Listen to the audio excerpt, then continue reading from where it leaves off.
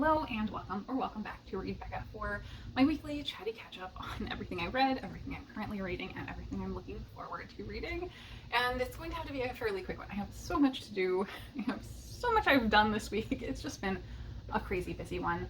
So let's dive right in with the books. So first thing I read this week is Harbor Me by Jacqueline Woodson. Jacqueline Woodson is a huge name in youth literature, certainly YA and middle grade, I would say.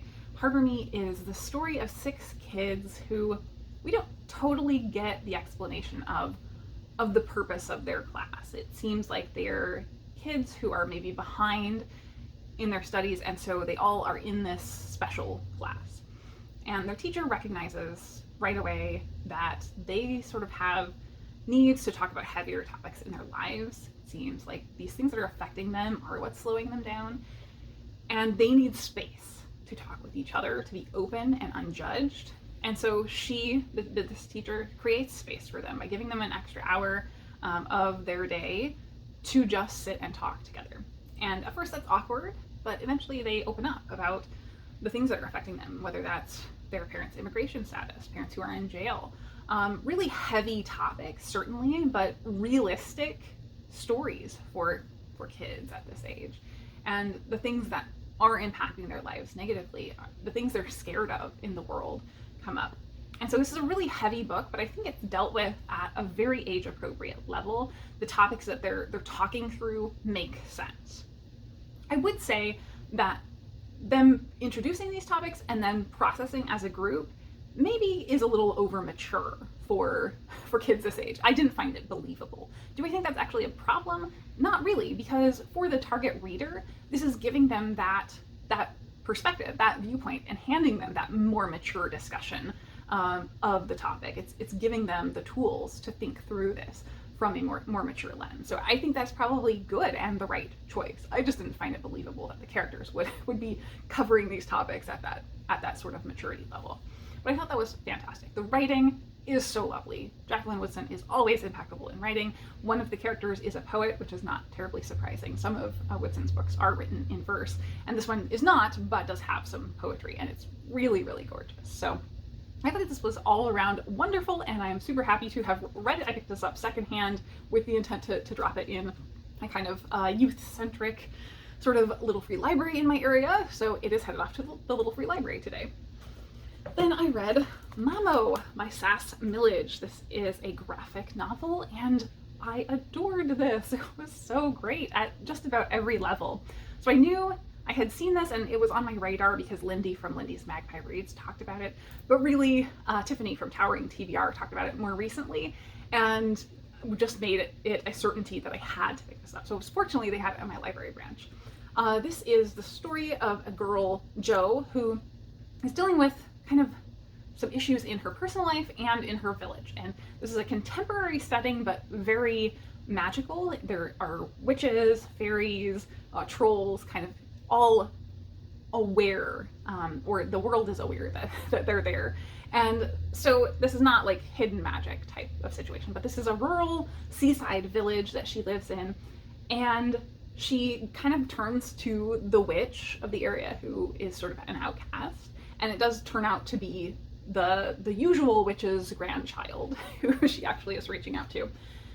And I loved everything about how this is processing balance and interconnectedness, because it really is tackling the topic of finding our personal and communal balance with nature and with each other. And I think this explored that so deftly. And one of the things I love so much is the art. The art is natural on every page. It feels really infused with even just the backgrounds are woods and prairies and seaside scenes, cliffs over the water.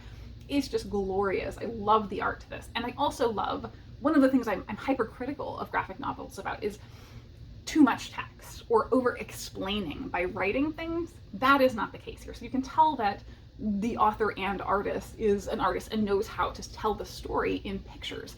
And I think you could read this just with the art and get the story. The text is very minimal. It really feels supportive to the story, and I think it's only slight dialogue. I don't think there were any actual written descriptions of things happening. So I really, really enjoyed all the aspects of that. So I think this was just such a lush, rich book. It has so many elements of diversity, and actually I would say this is a great one to go to if you are a fan of Tiffany Aching from Terry Pratchett's Discworld series, because this is sort of that sort of magic. It's a young witch who is learning about caring for others and the kindness and caretaking of a community more so than just doing magic. And I love that aspect of this witch as a caretaker for the community. So loved it. Another hit for the week. This was a real hits week. The third one that I read is Three Fires by Denise Mina, another hit. So this was great. It wasn't what I expected at all. I started this year with Galatea by Madeline Miller, and that is also a very slim little book, and it also is very similar in tone. So I think if you like that one, you should go try this, because this is a woman author looking back in anger, I think, at history. So this is the story of Girolamo Savonarola, who was a Dominican friar in Florence. I'm pretty sure Florence, somewhere in Italy. I can't remember off the top of my head right now. I'm a little brain foggy right this moment.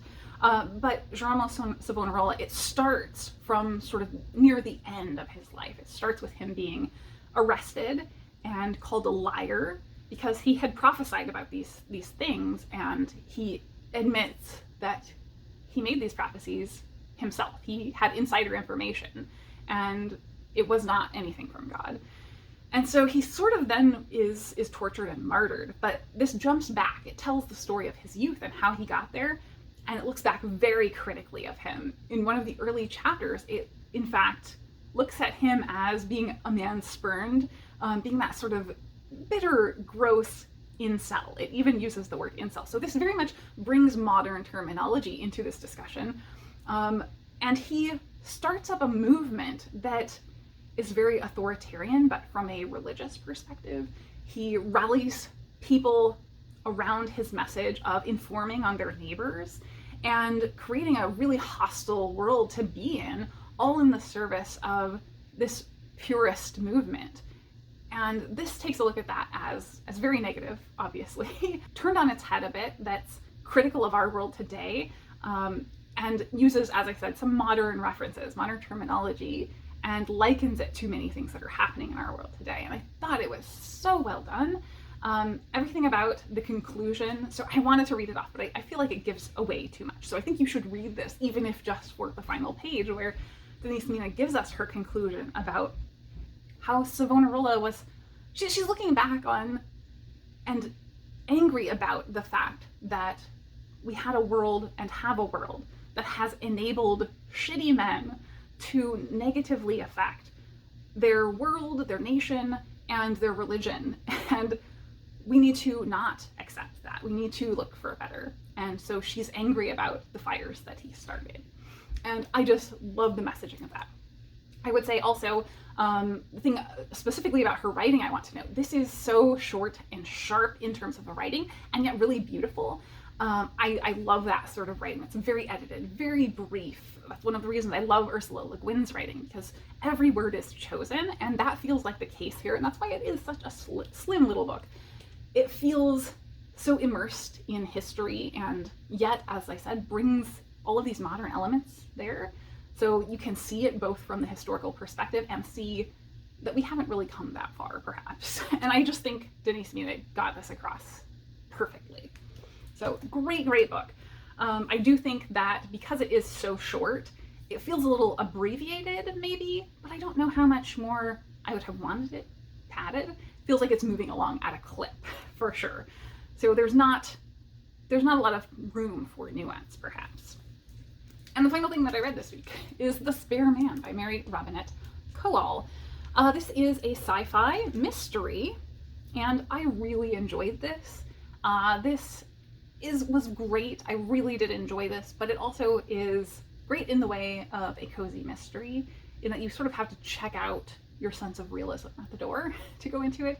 So I did enjoy it for many of those aspects, but it also was not my favorite thing for the same aspects, I think. I really enjoy Mary Robinette Kowal's books and writing in general. I think this is highly accessible to read, and yet it's just a touch above most cozy mysteries that I've read in terms of the effort of the writing, the believability of the sense of place and characters. So this has hallmarks of cozy mystery in that we have got sort of an amateur sleuth, Tess Crane. We've got the animal companion, Gimlet here. Gimlet, everything's to do with alcohol in this. So there are recipes, which is another hallmark of cozy mystery, but those recipes are for drinks, and they're at the header of every chapter. We have quirky characters and setting. The characters are very wide-ranging, so I won't go into all of those and their quirks, but the setting is basically a space cruise. And so this space cruise is both fun and terrible because there's murders happening, so it's very isolated, closed circle mystery. But everything sort of keeps moving forward. We're hearing announcements over the intercom on the cruise for these upcoming fun events. We're seeing things like magic shows and exercise classes, and going to a lot of the bars on board, because as I said, there's a lot of stuff to do with alcohol around here.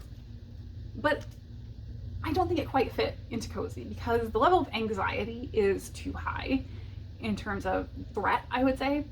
And also, something that is done really well works against that, in that Tess Crane, our main character, she is this wealthy, I would guess billionaire, I don't think we ever get an amount, but she's extremely wealthy, extremely famous, heads multiple companies, is a technologist who is very smart, a highly competent person, but she's also dealing with PTSD, chronic illness, and pain, and she, because of her wealth, she has some methods of dealing with that that she is able to have that obviously most people wouldn't, and that are technological or scientific, I guess.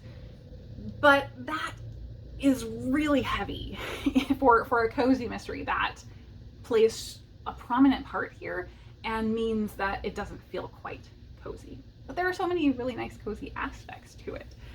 There's also the romantic element, which is another pretty big hallmark of cozy mystery, is that you don't necessarily have a romance, but you have fairly prominent romantic elements. And we have the honeymoon here because Tesla and her husband Shawl, who is also here, are on their honeymoon. And so they are trying to lay low, hide their identities so they're not, paparazzi'd all over the place. And then these murders start, and Shawl happens to be a detective.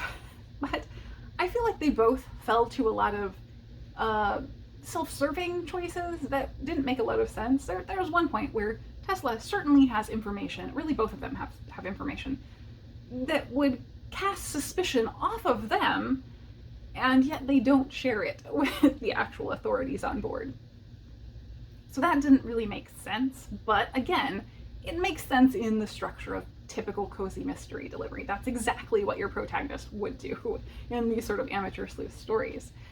So I didn't love that. It didn't feel consistent. It didn't feel believable as a character, but these characters are so well realized. They're whole people, and that's something I love from Mary Robinette Kowal's writing, is she does characterization really well.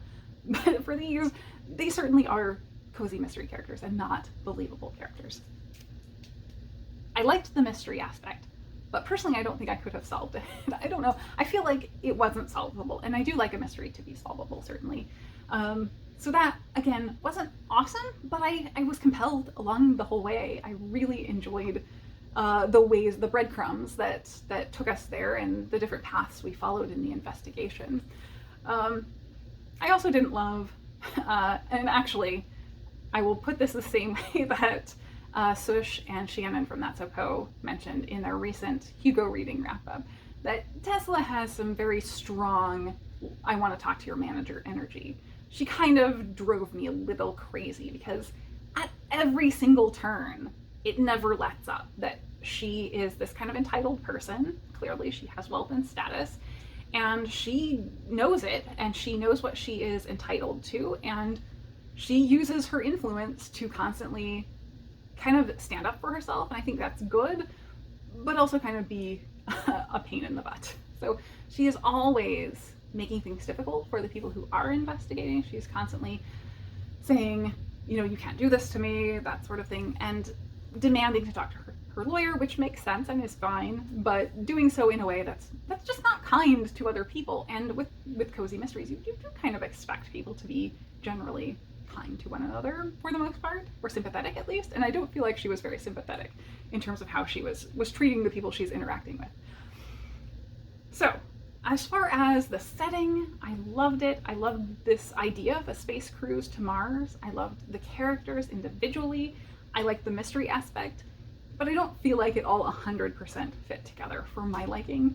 I did find it a super enjoyable book to read though, so I'm not really going to go that negative on it. This was probably like a 4 to 4.5 star read for me. It's just a slight bit of, you know, a few knocks there on the elements that I did not love.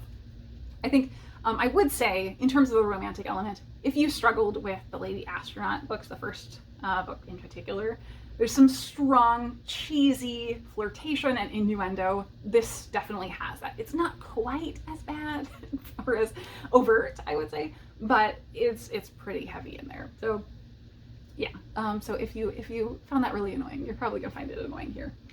So another winner from Mary Robinette Kowal. For the most part, I really enjoyed it. So that's what I finished for this week, and what I've got in progress is still much the same. Tess is going to be my main focus for this week. Once again, now that I finished BookTube Prize, I've caught up on stuff I have to return to the library. We're going to try to make some really good headway on Tess and maybe finish it this week. We'll see. And then Distant Gardens, this is a short story anthology I'm making progress on, and Paladin of Souls. I'm not sure, I may have to sort of pause this because I do have house guests coming this week. So I guess that will launch into life stuff then. I don't want to ramble on a ton, but this has been a non-stop week. I've had a million things going on, and I have house guests coming next week to get ready for, so I don't know how much reading I will be doing in the next week. I'm, as always, very hopeful that I will, and they will possibly have jet lag, so I may have mornings at least to kind of do some reading on my own, but we will see how much reading I get done. In terms of non-stop stuff, I just got my flu and booster updates, so I'm feeling a little low energy right now, so I have done a terrible job of reading today so far. So we'll see if I get my focus back to actually read Tess at all today. And I got new glasses, so hopefully you can see those. I really love them. However, it's been multiple days, it's like 5 days I think, since I picked them up, and I'm just now getting to the point where I'm not having constant vertigo while I'm wearing them. So it was like really, really difficult. Like looking straight at things, I could read very easily, but anytime I turn my head or look around, real bad vertigo. So now I'm at the point where I'm having very minimal vertigo when I'm wearing them, but as soon as I take them off, I have terrible vertigo. So we're in that in-between place where I'm still adjusting very, very much. But I really like them, and I've already ordered another pair that I also really like, so I'll show those ones off. They're a much different frame style. So what else? I think that's it for now. I don't want to ramble forever. It was, as I said, just nonstop. I had a billion appointments this week. I think finalized some house renovation stuff, ran around, did some orthodontist stuff, and now I am hopefully getting in to start my next round for the top of my teeth at the end of October. So I should have my new aligners then. So lots and lots of endless busyness right now, this week and next week I expect. So we will see how reading goes, but I will hopefully check in with you next week if I have time. I have a couple of videos already filmed, so I should at least have some videos out. And I think that is it for me today. I'm going to wrap it up here before I ramble endlessly. Thank you so very much for watching.